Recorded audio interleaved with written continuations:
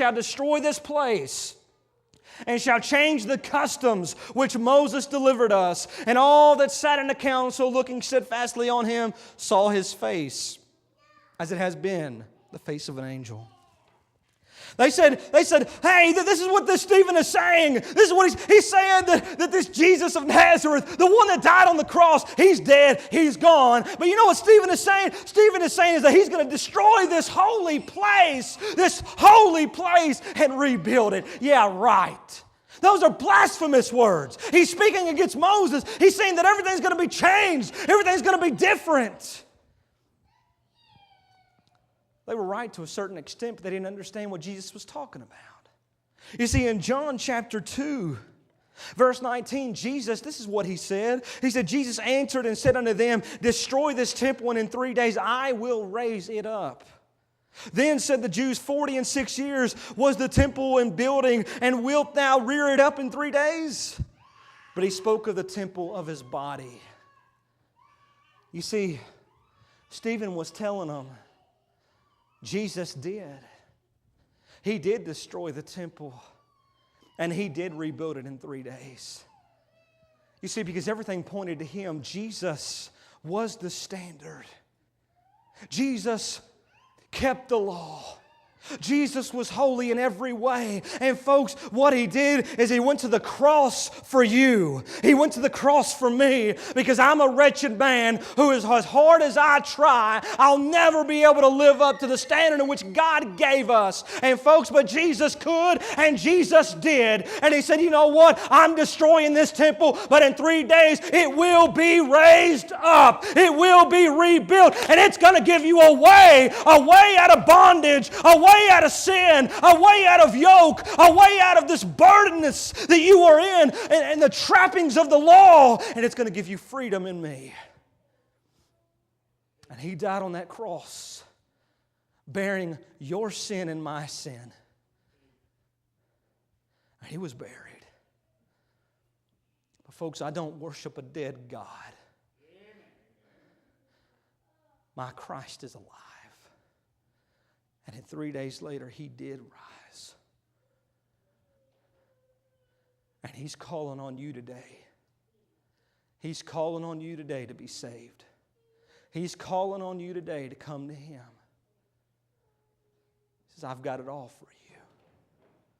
This is all for you. Every bit of it. I've done everything for you. You see, Jesus at that moment tore down the walls in which we were surrounded by, which is the law. We were bound in chains to our own sin. But Jesus tore down those walls. And He broke the chains. And He says, I've come to give you faith. I've come to give you power. If you just believe in me. They were saying all these false accusations.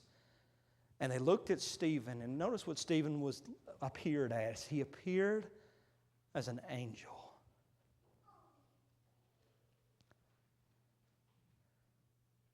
It's because, see, Stephen already knew you can strip away everything in my life. You can strip away my house. You can strip away everything. You can even take my own life. But I've been saved. I've been bought by the blood of the Lamb. He didn't get angry because he had a true source. He had faith and power. And folks, you can have joy no matter the circumstance today. That was a tough circumstance for Stephen to sit in. No matter your circumstance, you can have joy, not through who you are, but through who Jesus is and what He's done for you. As Jacob starts making his way up here, let me tell you today, Jesus loves you. Jesus loves you very much. Where's your faith at today? Is your faith in something else? Is your faith in something else in this life that is trying to bring you joy? That's trying to bring you peace? Listen to me, your faith needs to be in Jesus Christ. And if you put your faith in Jesus Christ and you dedicate your life to Him and you trust in Him, He will give you the power to overcome the tribulations in this life. But not only that, He will give you the power to be rid of the sin that holds you down. The consequence and the wretchedness and the wrath of God that would come without the saving grace of Jesus Christ. He gives you that power, that strength, that changing of heart. And maybe today you're a Christian. Maybe you're here today and you are saved. Can I ask you something here today? I want you to be brutally honest with yourself here this morning. Are you truly putting your emphasis and worship on Jesus? Or do we sometimes put it on the legalistic things around us? This might be a time for you to come to the altar today. This might be a time for you to come to Jesus and say, you know what? I'm done with putting my trust in all these other things. I want all of you here today.